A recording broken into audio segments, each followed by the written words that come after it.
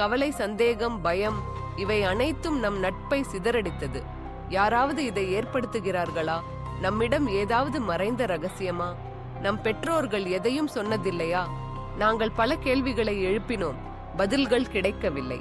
நண்பர்கள் ஒருவருக்கொருவர் சந்தேகத்தில் விழுந்தோம். யாராவது நம்மில் ஒருவர் மற்றவர்களுக்கு தீங்கு விளைவிக்கிறாரா என்று. ஒரு மழைக்கால இரவில் அருண் திடீரென எங்களை அழைத்தான். நாம் எல்லோரும் பிறந்த குழந்தைகளாக இருக்கும்போது ஒரே மருத்துவமனையில் பிறந்தோம். நாம் அனைவரும் ஒரே நாளில் ஒரே அறையில் இருந்தோம் என்றான். அந்த மருத்துவமனைக்கு நாம் சென்றோம். சுவரில் பழைய புகைப்படங்கள், நம்மை போலவே கைகளில் குறியுடன் பிறந்த குழந்தைகள். சிலர் பரிதாபமாக அந்த குறியை இழந்துவிட்டனர். அவர்கள் வாழவில்லை என்று பழைய செய்திகள் சொன்னது. அந்த மர்மம் இன்னும் பெரிதாகியது. பழைய மருத்துவ பணியாளர் ஒருவர் நம்மை பார்த்து, அந்த குறி உங்கள் உயிரின் ஒளியாகும்.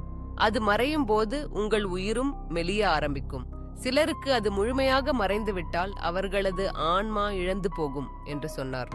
ஏன் இந்த குறி நம்மிடம் நீண்டு கொண்டிருக்கிறது? ஏன் சிலருக்கு மட்டும்? முழு வீடியோ பார்க்க இணைக்கப்பட்டுள்ள லிங்கை கிளிக் பண்ணுங்க. இந்த வீடியோ பிடிச்சிருந்தா ஒரு லைக் பண்ணுங்க.